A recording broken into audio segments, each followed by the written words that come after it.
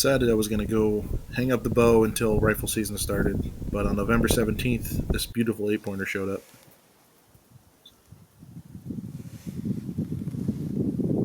I was maybe in the stand 25 minutes when I saw a big-bodied deer standing behind that ash tree to my left there. Ended up being a buck, and it ended up being the deer that I had on video on the 17th. And this is actually the last day of archery season for New York State, November 19th. This is about 3:30 p.m. As soon as I saw the deer where he's standing, it's about 40 yards. So I got my bow up. I had deer walking in for the last 10-15 minutes. You could see the 3 does that are in front of me. And there were more deer coming from behind me. I could still hear them walking in the woods behind me because it's pretty much open. So you got to be very careful how much you move in this tree.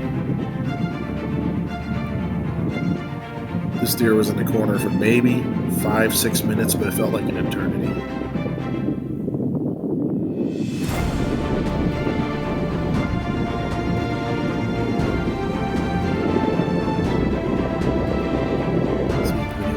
Actually pick up his head and he turns towards the woods, and I can tell that this was the buck that I had on video 2 days earlier.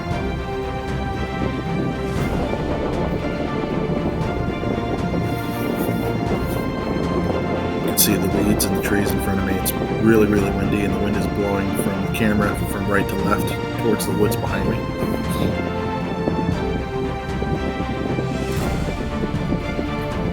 So any deer that was coming out from where these stones are on the bottom left were coming right out into where the set trim was going into the woods. The buck actually starts to walk up the field edge now. He's probably about 35 yards. The tree tube in front of the ash tree there is a 20-yard marker, actually. So I knew as soon as he got to there, it was a chip shot. But then you see the spike pop out. The spike was on edge. I could see him walking in. He was looking around. As soon as he locks eyes with the bigger buck, they both spook. Looking back, I should have waited because he only got spooked because of the spike. But you can see he starts walking into the woods. As soon as the deer gets out of the camera, he does stop. I just had no chance of moving the camera to get over there to get the shot on camera. I pulled back here. As soon as he stopped, I took the shot. Left to right, it was great. But it ended up going right over his back about an inch. You'll see by the ash tree, he actually stops.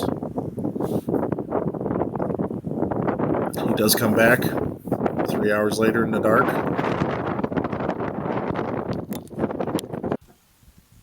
Unfortunately, this was the last video or picture that we got of this buck, so he was probably only there for a doe. But he now has a name. This buck's name is now Second Chance, and he will be number 1 or 2 on my hit list next year.